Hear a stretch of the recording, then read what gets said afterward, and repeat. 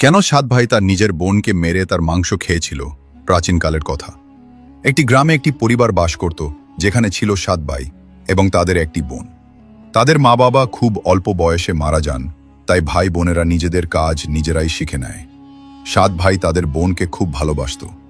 বোনও তার প্রিয় ভাইদের জন্য সবসময় যত্ন নিত। এভাবেই দিন কাটছিল। একদিন সাত ভাই শিকারে গিয়েছিল। সন্ধ্যা হয়ে আসছিল। বাড়িতে বোন তাদের জন্য খাবার তৈরি করছিল।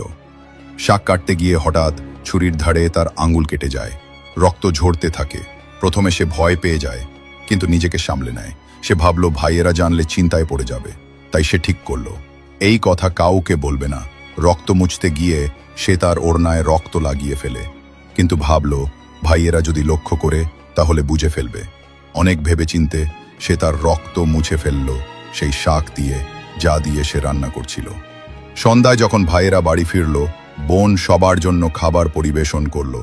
সেদিনের শাকের স্বাদ এতটাই অপূর্ব ছিল যে সাত ভাইয়েরা আঙুল চেটে খেতে লাগলো। তারা বলল, বোন, আজকের শাক তো অসাধারণ, এমন স্বাদ আগে কখনো পাইনি। বোন তাদের প্রশংসা শুনে মুচকি হাসল। সে ভাবল ভাইয়েরা খুশি, এটাই যথেষ্ট। কিন্তু গল্প এখানেই শেষ হলো না।